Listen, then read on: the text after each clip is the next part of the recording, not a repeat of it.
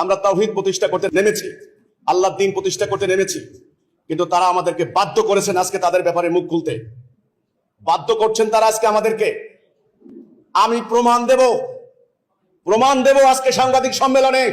যেই সমস্ত কারণে কাউকে নিষিদ্ধ করা হয়, মাদ্রাসায় যে সমস্ত বলাৎকার, শিশু নির্যাতন, নিপীড়ন যেগুলি হচ্ছে, নাম্বার 1 ওদের ওখানে হচ্ছে, আমাদের এখানে কোনো অভিযোগ নাই। নাম্বার 2, বিগত 30 বছরে এদেশে উগ্রবাদী জঙ্গিবাদী হামলার কারণে আদালত কর্তৃক দোষী সাব্যস্ত হয়েছে কওমি মাদ্রাসার বহু আলেম। আমি প্রমাণ দেব। নাম্বার 3, শত শত মব বাংলাদেশে হয়েছে, মাজারে হামলা হয়েছে, শত শত মানুষকে হত্যা করেছে। এক মোদি বিরোধী আন্দোলনে 20 জন স্টুডেন্ট খুন হয়েছেন রাজপথে। বহু সরকারি স্থাপনা ধ্বংস করেছে, ব্রাহ্মণবাড়িয়া জ্বালিয়ে দিয়েছে, ওস্তাদ আলাউদ্দিনের সমস্ত সিস্টেম জ্বালিয়ে দিয়েছে, রেল স্টেশন জ্বালিয়ে দিয়েছে, সরকারি মালখানা জ্বালিয়ে দিয়েছে। এই কওমি মাদ্রাসা যদি নিষিদ্ধ করতে হয় তাদেরকে করতে হবে।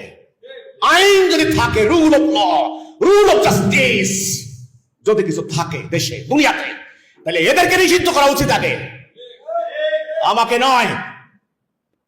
আমি সত্যের উপর দাঁড়িয়ে আছি, আমি ন্যায়ের উপর দাঁড়িয়ে আছি।